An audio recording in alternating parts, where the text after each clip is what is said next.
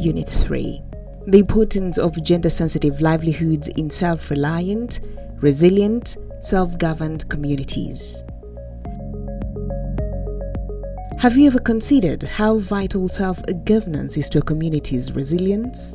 Or how empowering women can fuel economic growth and environmental protection at the same time?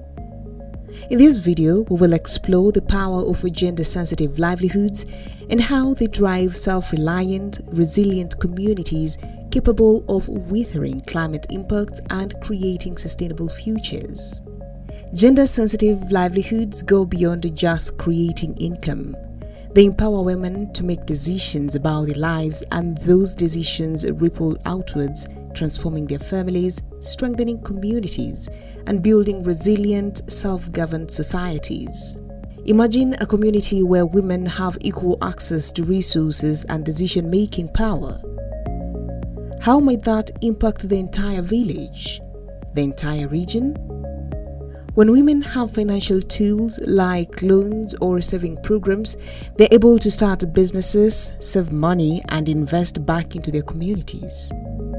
This cycle of investment creates jobs, support local economies, and enhance everyone's quality of life. But it's not only about economic participation. When women are involved in decision-making, they bring perspectives and prioritizes that benefits everyone. They advocate for policies and programs that address the needs of their families and neighbors. What if every community prioritizes these voices in decision-making? Could we create policies that are more inclusive, sustainable, and impactful? Think about it.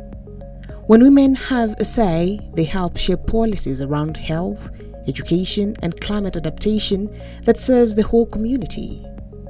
This isn't just a theory. It's a proven approach that's leading to resilient, well-rounded policies around the world. Social enterprises that are gender-sensitive help build self-governance by directly empowering women economically and socially. They offer training, income, and pathways to leadership for women, but they also create essential services that support families and communities. Take, for example, a community social enterprise providing childcare services. It allows women to work or study while also creating jobs in the community. Imagine if such services were more accessible in every community. How would it impact economic growth, women's empowerment, and even children's future? In Tanzania, the Girls Inspire initiative transformed lives by training young women and mothers in soap making and food preservation. It didn't stop at skills building.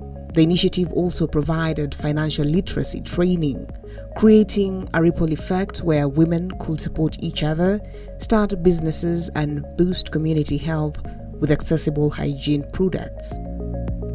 This is more than just a business. It's a community transformation.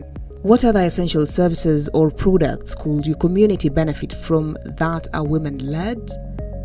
What untapped potential might exist among the women around you? Self-governance isn't just about independence from external control. It's about building a community that can respond to its own needs, make its own decisions, and set its own priorities. When women participate fully, they help communities become more self-reliant and resilient to challenges. Imagine a community with a strong local food system that's less reliant on long-distance transportation, or a town powered by renewable energy sources that reduce its reliance on external fuel. How would these practices change the way we prepare for climate-related disruptions?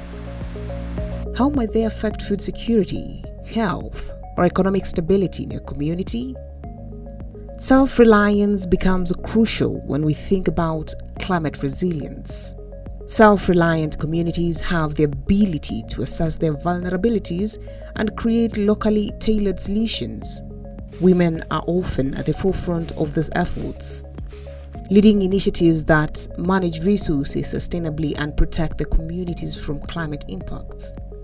When we empower women with skills in climate adaptation like water conservation, sustainable agriculture, or renewable energy, we not only protect their families, but enhance the entire community's resilience.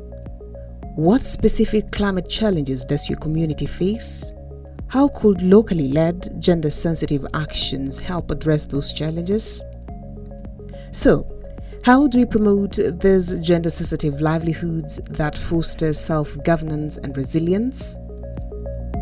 It starts with investing in education and training, providing women with the financial tools they need, supporting them in leadership roles, and dismantling barriers like gender-based violence or unpaid care work. Imagine the economic growth if every woman who wanted to start a business had the financial support and training to do so. What barriers currently exist in your community that prevents women from accessing these opportunities? How could your community work to break them down? A climate-responsive, gender-sensitive livelihood is one that not only withstands shocks, but continues to thrive and improve. For example, agroecology combines traditional knowledge with sustainable practices, creating a climate-adapted approach to food production. Community-led renewable energy projects provide stable power source and reduce dependency on fossil fuels. These approaches create a foundation for true self-reliance. How could your community integrate these sustainable practices to strengthen its resilience? What would it take to transition from a reactive approach to a proactive, climate-adapted strategy? Gender-sensitive livelihoods are more than just jobs.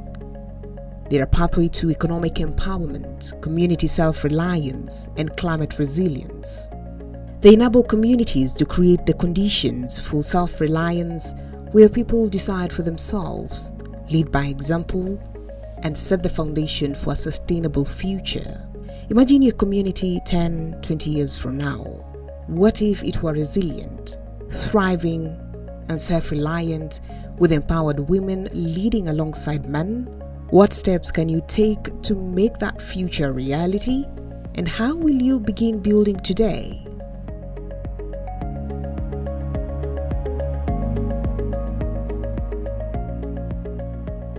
This publication was made possible through the funding provided by Global Affairs Canada under the Empowering Women and Girls project. The Commonwealth of Learning wishes to thank the contributors to this video: Kuntal Day, Sunday Hertz, Francis Ferreira, Cyrus Kithuva, and Collins Amondi.